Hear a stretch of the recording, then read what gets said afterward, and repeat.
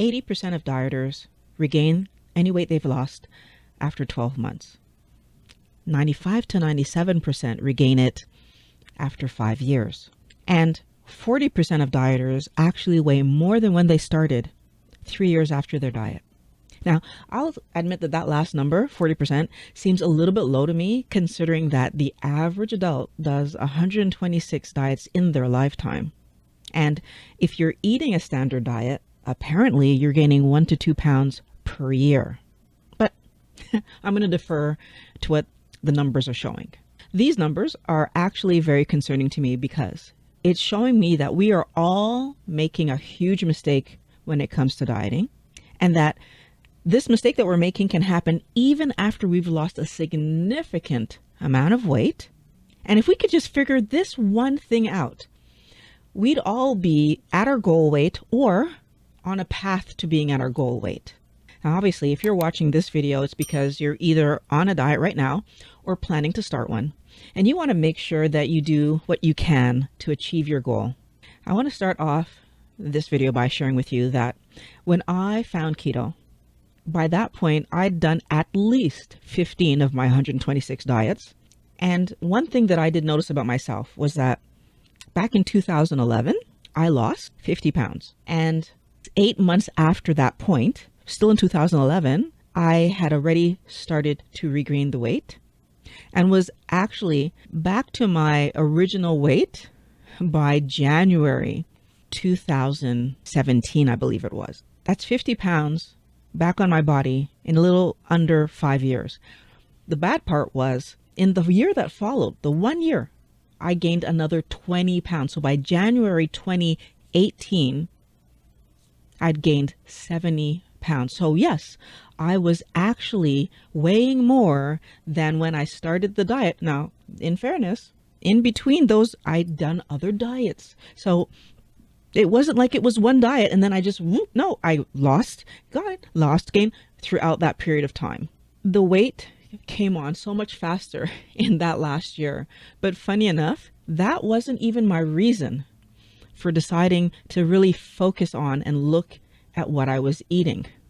But before we tackle that part of the story, I want to just point out something. While I was trying to lose weight, it would take me so long to lose just 10 pounds. So even though in 2011, I lost a lot of weight, between 2011 and 2018, as my weight was rising, I would be fighting myself back down, and 10 pounds, 5 pounds would be so hard to lose. Now, I would be doing a beautiful low-fat diet.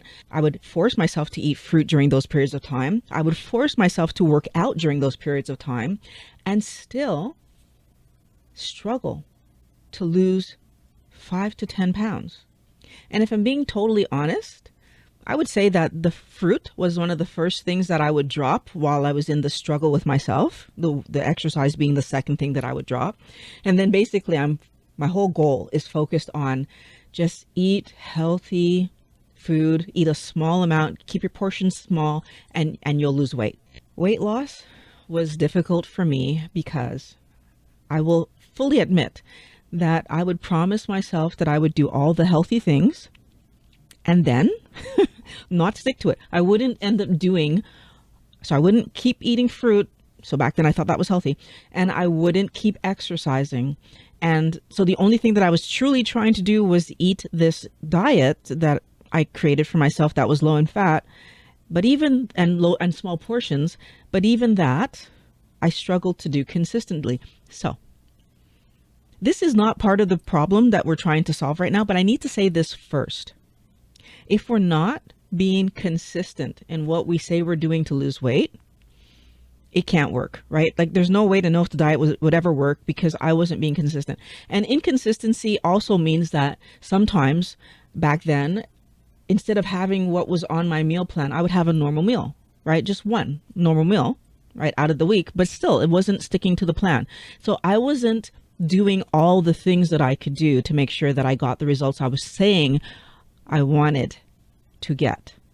Could eating off plan cause me to have a stall? Yes, obviously.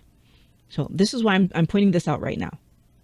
If you eat off plan, yes, you're risking stalling your diet. But that's not the issue that we're going to get to the issue.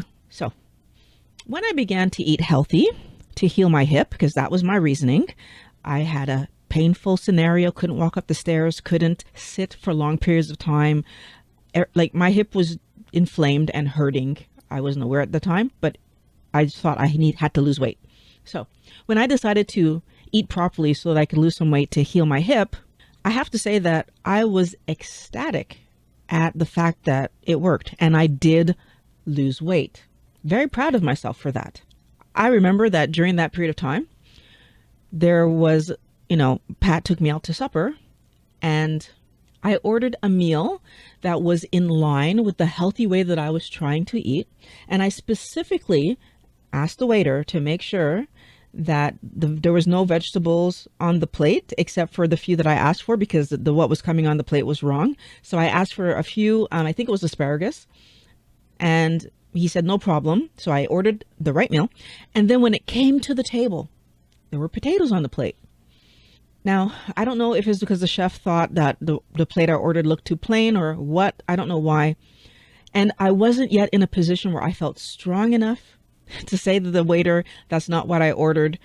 I don't even want it on my plate. Take it back and bring me another meal. So I accepted the plate. So can I add to the story that before I started doing keto, my favorite thing to eat were French fries. And the potatoes on the plate were fried potatoes. They weren't in the shape of French fries, but they were fried potatoes, basically French fries. So I ate one. Well, didn't I wake up that night in pain, my hip throbbing, me crying, Pat freaking out because he wasn't sure if he's taking me to the hospital or not. So I had been in pain for weeks before this, going back before I started the diet, struggling, can't walk up the stairs.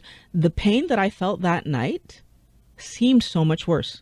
Now, was it actually worse, or was it the fact that I had been feeling better for weeks and weeks and then had it kind of resume intensely? I don't know. All I know was that I ate a piece of potato, not the whole potato, a piece of potato, and woke up screaming in pain. And so probably you're thinking, oh, so the thing that we shouldn't do is cheat on our diet. No, we're not there yet. This is still not the problem. I'm just illustrating something, which is that by this point, my hip was feeling a hell of a lot better. I could walk up and down the stairs with minimal discomfort. I could sit for a regular amount of time in my chair again. I was feeling great in my hip. But it's not because my hip was feeling better that I was healed. So what we're talking about, does touch the problem a little bit, but it's not the full problem. See, this is talking about the fact that we think that improvement equals better. Improvement means, oh, I'm healed. And it doesn't. But I had that stupid idea in my head that, oh, because I had done so much better, that me eating some potato wouldn't be a big deal, right? And in my mind, I thought this is falling under the carb number that I'm able to have, so it shouldn't be a problem. I was wrong. And because I was wrong, my body violently reacted to what I had eaten. And its goal was to remind me, your health issues are not gone, right? It's kind of like slap, slap, pay attention. I want to point out, I'm not mad that that happened to me, because that happening to me taught me that it takes longer to heal yourself. And I did some research and found out that for my body to rebuild itself, it takes somewhere between 7 and 15 years, depending on what part of my body needs to be healed, first of all. But second of all, it helped me to understand that I actually have a problem with nightshades. I wasn't able to see that I had a problem with nightshades because my problem with sugar was so big and punching me in the face that I couldn't tell that I also had a problem with nightshades. And since eating a healthy keto lifestyle and diminishing the amount of sugar in my life, I found the other sensitivities I have, and I'm feeling so much better. So I'm not mad at it. Now, as you can imagine, that experience got me to focus my attention on eating only keto-approved foods, low carb, healthy food. Now, nuts are on that list of keto-approved foods, so I was allowing myself to eat nuts. And I was allowing myself to make keto treats. So approximately 5 months after starting a keto lifestyle, I hit my goal weight, right? I was actually walking around the planet at the weight I'm supposed to. And to celebrate that, I made keto approved cake, and I found myself chasing. At birthday parties and other celebrations, I would always make some keto approved cakes and cookies and treats for me and Pat to have, because by that point, he was also keto. And I found myself chasing. Celebrating achievements is normal. We all do it. It's good to do. It makes us, it reminds us how proud we are of ourselves, of what we've accomplished. But celebrating with food is dangerous. What happens when the celebration that you're doing causes you to chase? What happens when the chasing doesn't actually stop and you end up gaining weight? Or like me, you end up in pain and agony again. How quickly do you recover, right? How quickly do you resume eating on plan? And that's the biggest mistake that we are actually making, Wellness Warrior. Resilience is defined as our capacity to withstand or recover quickly from difficulties. I wasn't recovering quickly. I was indulging in nuts. I was allowing myself to go get them. And I try to play all kinds of stupid games with myself. I was like, oh, I would buy smaller amounts, or if I wanted them, I would have to go to the store to get them. And so thinking that's going to decrease the amount of times that I would have them per week. It didn't. Buying smaller amounts just meant I spent more. I spent more on the nuts, and I spent more on the gas, and it took months before I was able to get my chasing of nuts under control. And all that time, I was living physical repercussions of eating nuts that I really shouldn't have been eating, in quantities that I really shouldn't have been eating, because I was chasing. My addiction to carbohydrates was pushing me to eat this thing that I was saying, but it's healthy, it's keto, it's nuts, right? It was me chasing. Regardless of whether you cheated on your diet or you end up eating some keto approved fun thing to celebrate an event that's happened, if you end up chasing, you're having a problem with resiliency. And therefore that means that you need to look very carefully at what you're doing. When I was overindulging, overeating nuts, I was an emotional wreck. I felt horrible because I really felt like I was throwing my health away on nuts.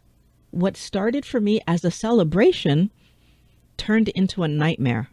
One keto treat, that's not going to cause a problem, right?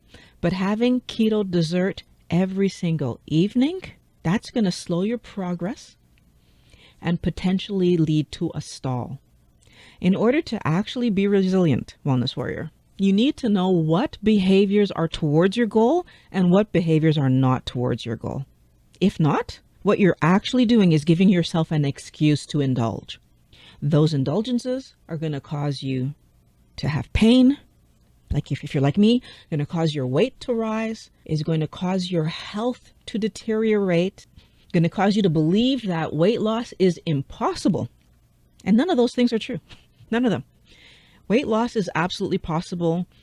Eating healthy keto long term is absolutely possible if you eat on plan. If you choose to eat meals rather than snacks. If you decide to choose healthy food instead of garbage. And if you're wondering why keto snacks would cause you to be chasing, you're going to want to watch my video right here about why zero carb foods make you fat. So click on the link and I'm going to meet you over there.